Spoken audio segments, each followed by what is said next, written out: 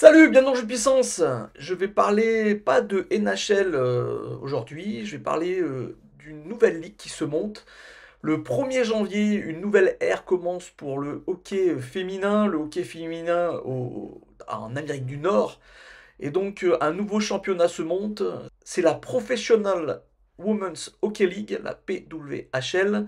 Pour les Québécois, c'est la LPHF, la Ligue professionnelle de hockey féminin. Je ne vais pas vous faire tout l'historique du hockey féminin aux États-Unis et au Canada, parce que c'est vraiment le bazar. Depuis 2006, il y a eu vraiment trois ligues qui se sont montées, qui se sont entre-déchirées. Des joueuses ont boycotté certaines ligues, ont créé leur propre ligue. Ça a été très très compliqué. Et là, il y a un milliardaire américain qui a décidé de mettre son argent dans cette ligue. C'est le propriétaire des Dodgers de Los Angeles. Il a créé 6 franchises donc au Canada et aux États-Unis, qui rappellent les 6 franchises originelles de la NHL. Donc ça n'a rien à voir avec la NHL, hein. Ça a été fait vraiment à côté de la NHL, et la NHL n'a pas de billes dans cette histoire, mais n'empêche que ça rappelle un peu cette histoire avec donc 6 franchises iconiques. Du moins une partie des 6 franchises iconiques de la NHL. On retrouve New York, on retrouve Boston, on retrouve Montréal, on retrouve Toronto.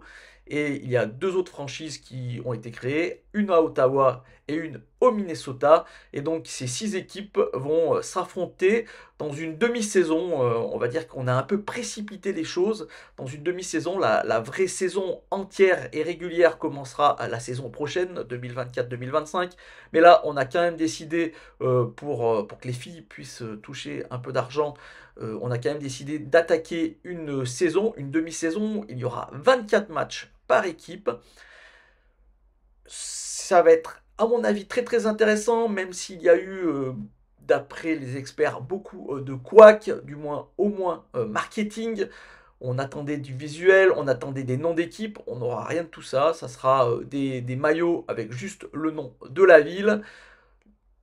D'un point de vue marketing, ça n'a pas été top, mais d'un point de vue médiatique et surtout d'un point de vue acquisition pour les fans, c'est déjà vraiment un succès, car énormément de billets se sont vendus. Il y a déjà beaucoup de matchs qui se jouent en sold out, donc qui sont complets, et donc ça veut dire que ça va vraiment débuter de la meilleure des manières, des arénas pleines qui vont permettre à faire que cette ligue commence vraiment de la meilleure des façons. D'un point de vue audiovisuel, c'est pas mal non plus. Les Nord-Américains auront vraiment la possibilité de voir tous les matchs. Tous les matchs, beaucoup de diffuseurs ont récupéré les droits de diffusion, et donc ça c'est vraiment très intéressant. Par exemple, la chaîne RDS qui a l'habitude de diffuser les Canadiens de Montréal. Une partie des matchs des Canadiens de Montréal diffuseront tous les matchs de l'équipe de Montréal à domicile, les 16 matchs, et tous les playoffs jusqu'à la finale. Maintenant, est-ce que nous, Européens, on aura la possibilité, et Français, on aura la possibilité de voir ces matchs? J'attends avec impatience déjà ce que vont nous permettre de voir les sites de paris. Pour l'instant, il n'y a pas de paris possible sur ce championnat, sur les sites de paris. J'espère qu'il y en aura, comme ça, ils pourront peut-être récupérer les droits TV pour l'Europe, ou du moins pour la France, pour pouvoir regarder ces matchs. On va attendre, et dès que j'aurai l'information, je vous le dirai. Le premier match, dans tous les cas, ça sera le 1er janvier à 18h30 entre Toronto qui accueillera l'équipe de New York. L'équipe de New York, il y a eu une draft cet automne pour remplir les équipes.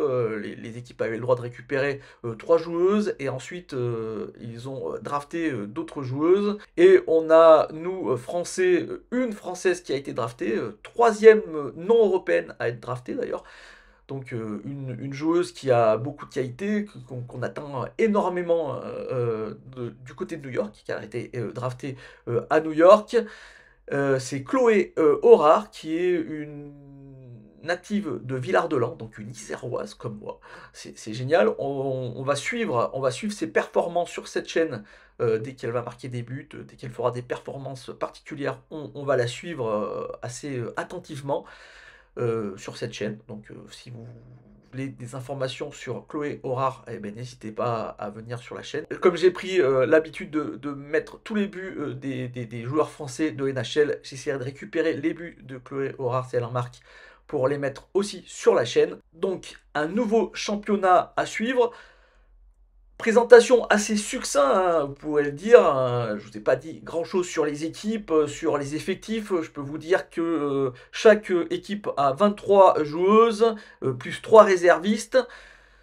Oui, elles pourront piocher s'il y a des blessés. J'imagine qu'il y a encore plus de blessés, elles pourront récupérer encore d'autres joueuses, des jeunes joueuses. Si vous voulez plus d'informations sur la ligue avec tous les effectifs, toutes les joueuses, les bilans de chaque équipe sur une semaine où ils ont fait à Utica, une semaine un peu d'intégration pour toutes ces équipes, n'hésitez pas à aller sur le site Passion Hockey, donc c'est le site Hockey Archive, donc, mais c'est www.passionhockey.com. Je vous mets bien sûr dans le descriptif, je vous mets l'URL de l'article. L'article, c'est le lancement de la PHL présentation. Ça a été fait par un passionné de hockey féminin qui est Nicolas Jacquet. N'hésitez pas à aller lire cet article, il est très très complet, beaucoup plus complet bien sûr que cette vidéo, parce que je ne veux pas prendre non plus 3 heures, ça me prendrait des heures et des heures à tout décrypter. On se retrouve le 1er janvier, on espère qu'on pourra le voir du côté de la France, sinon on utilisera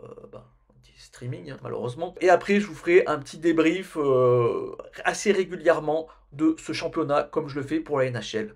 Voilà, j'espère que vous me suivrez sur cette nouvelle aventure avec les filles. On va espérer que ça marche, on va espérer que ça soit très intéressant. Je ferai d'autres vidéos pour vous expliquer un peu la différence entre la NHL et la PWHL. Par exemple, les règles. Les filles, par exemple, n'ont pas le droit aux mises en échec. Ça va vraiment nous changer par rapport au hockey masculin.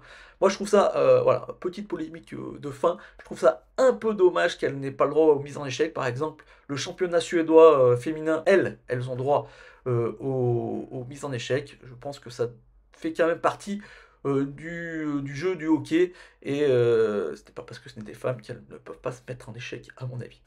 Voilà, j'espère que cette petite vidéo de présentation vous a plu. N'hésitez pas à aller voir l'article de Nicolas Jacquet pour plus d'informations. Et moi je vous dis à bientôt pour de nouvelles news et de la NHL et maintenant de la PWHL. N'hésitez pas à vous abonner, à commenter, à faire un petit like. Allez, à la prochaine, ciao!